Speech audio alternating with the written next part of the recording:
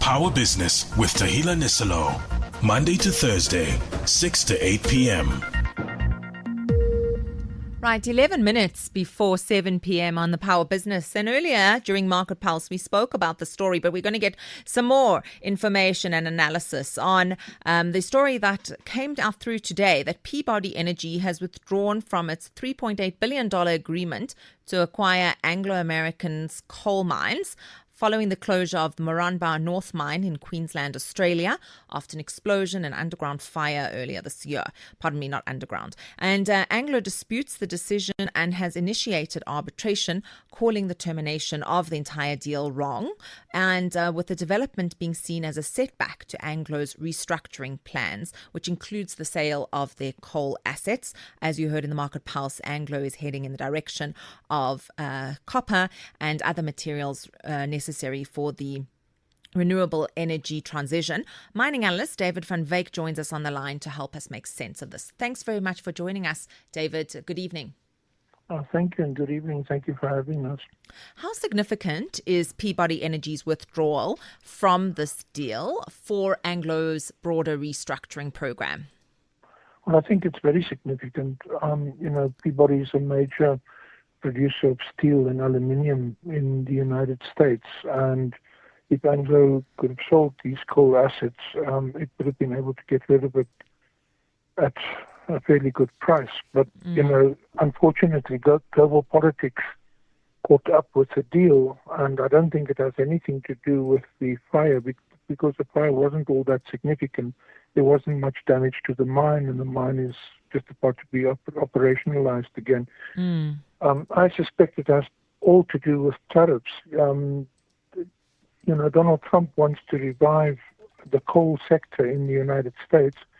And the policy in the United States now is whatever can be produced in the United States will be produced in the United States and won't be imported, because there will be heavy tariffs slapped on any imports such as steel-making coal.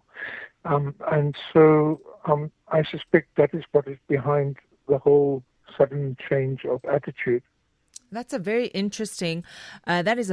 interesting view of what took place now in this deal.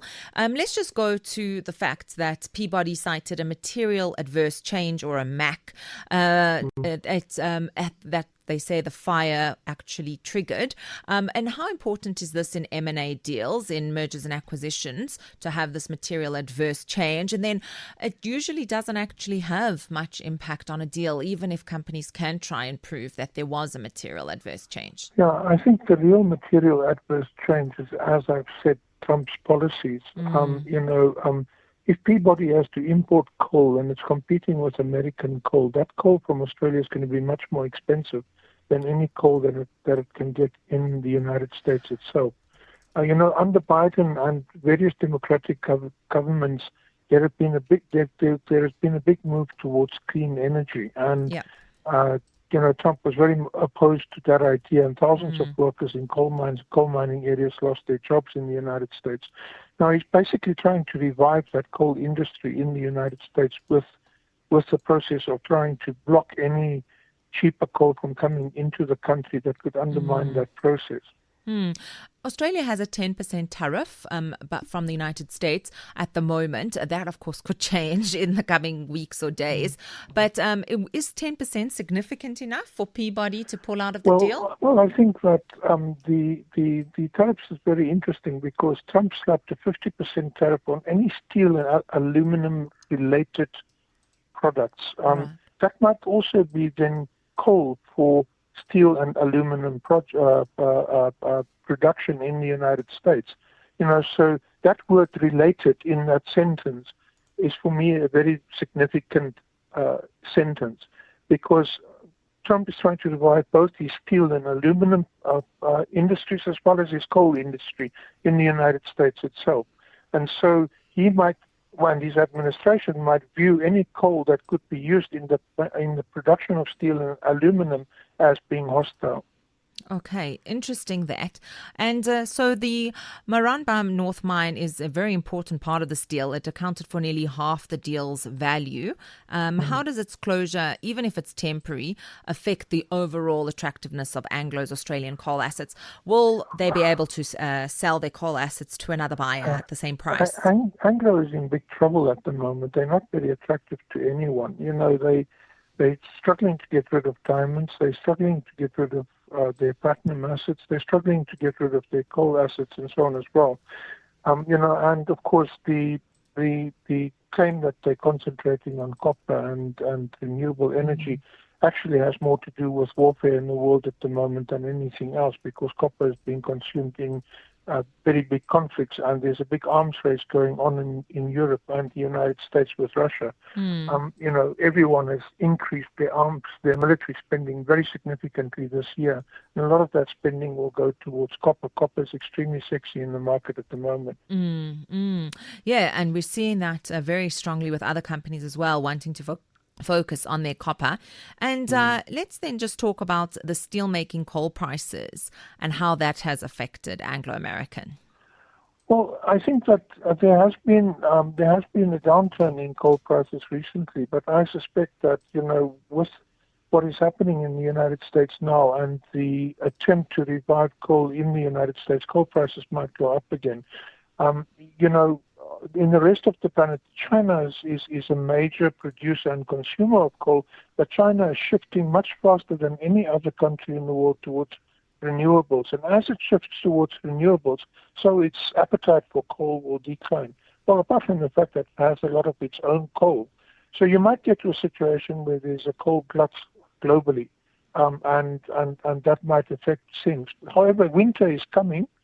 And, like they say in Game of Thrones, winter is coming, and Europe can no longer get coal from Russia because of sanctions and so on. And it takes coal from the United States. So the United States is also then in competition with Australian coal as far as the supply to Europe is concerned. So coal prices might increase again, depending on how severe the winter is. Right. But that could change because there is a potential deal between Russia and Ukraine if they manage to get the two leaders in the same room, if Trump manages to do that. And that could remove the sanctions on Russia, on Russia's resources.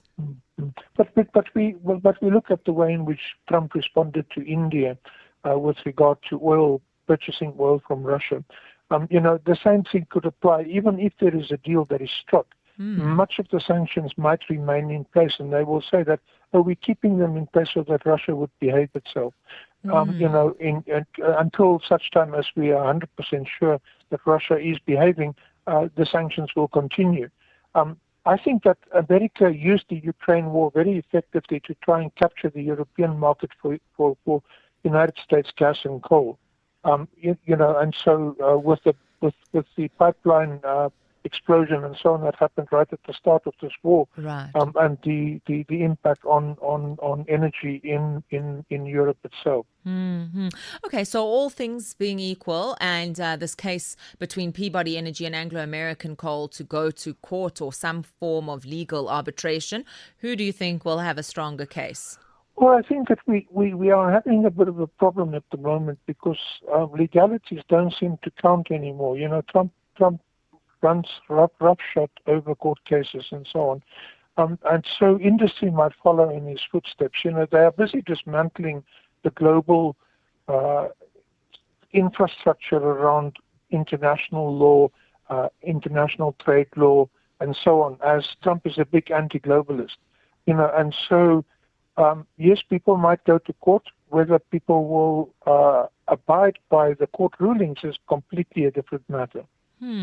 Okay, that's an interesting take because, they still have to operate in jurisdictions, of course, like Australia, which still respect the rule of law, and there is still very clear policies around trade. Yes. It depends on how big Peabody is in Australia itself. Peabody, being an American company, might say, okay, well, you have that jurisdiction in the Australian court, but we don't have to abide by it.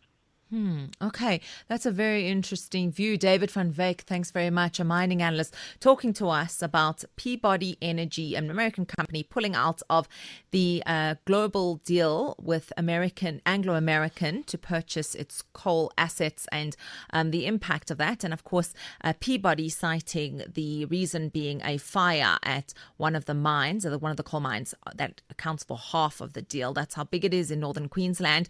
But then, of course, David van Wyk saying that he doesn't think this is the real reason. It is actually due to the tariffs, and Peabody Energy does not want to take on the risk of having these tariffs increase and then having to import it to the United States with 10% tariffs. So we'll watch and see what happens in that those legalities in the coming weeks and months. But I think that it's a very interesting point as well that David van Wyk mentioned, that the rules of global trade are being rewritten. So American companies could potentially go to the US president and say, we'd like the decision to go in our favor, and you can use these levers, tariffs and various other threats, to ensure that the company does receive a favorable deal.